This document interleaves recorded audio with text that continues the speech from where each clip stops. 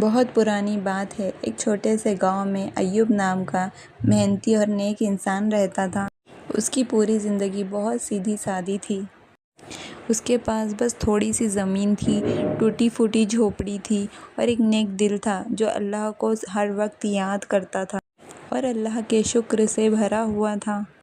ایوب ہر صبح فجر کی نماز کے بعد کھیتوں میں محنت کرتا۔ وہ جانتا تھا کہ محنت کرنا اس کا کام ہے اور رزق دینا اللہ کا کام ہے، لیکن اس سال قدرت نے کچھ اور ہی ارادہ کر رکھا تھا۔ اچانک آئی تیز آندھی اور موسلادھار بارش نے اس کی ساری محنت پر پانی پھیر دیا تھا۔ اس کی فصلیں زمین سے اکھڑ گئیں اور سپنے مٹی میں مل گئے۔ گاؤں کے لوگ مایوس ہو گئے۔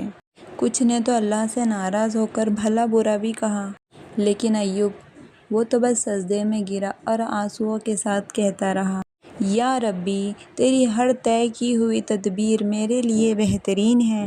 میں تجھ سے راضی ہوں، تو بھی مجھ سے راضی ہو جا میرے اللہ۔ اسی طرح سے دن گزرتے رہے، مشکلیں بڑھتی گئیں۔ کئی راتیں اس نے بھوکے پیٹ گزاری۔ کبھی کبھی اس کے بچوں کی بھوک سے بھری چیخیں اس کا سینہ چھلنی کر دیتی، لیکن کبھی اس نے صبر کا دامن نہیں چھوڑا۔ ہر نماز میں اس کی دعا ایک ہی ہوتی، یا اللہ، تو ہی میرا مالک ہے، تو ہی میرا مددگار ہے۔ پھر ایک دن اچانک اس گاؤں میں ایک امیر سوداگر آیا۔ وہ اپنے بڑے باغوں کے لیے کسی ایماندار آدمی کی تلاش میں تھا۔ جب اس نے ایوب کے صبر، ایمانداری اور بھروسے کی کہانی سنی تو پھر اس نے ایوب سے ملاقات کی۔ اسی سادگی اور اللہ پر بھروسے نے اس امیر آدمی کا دل جیت لیا۔ اس نے ایوب سے کہا، تمہاری ایمانداری ہی تمہاری سب سے بڑی دولت ہے۔ آؤ میرے باغوں کے مالک بن جاؤ، میں تمہیں وہ عزت دوں گا جس کے تم حقدار ہو۔ ایوب کی آنکھوں میں آنسو آ گئے، مگر یہ آنسو خوشی کے تھے۔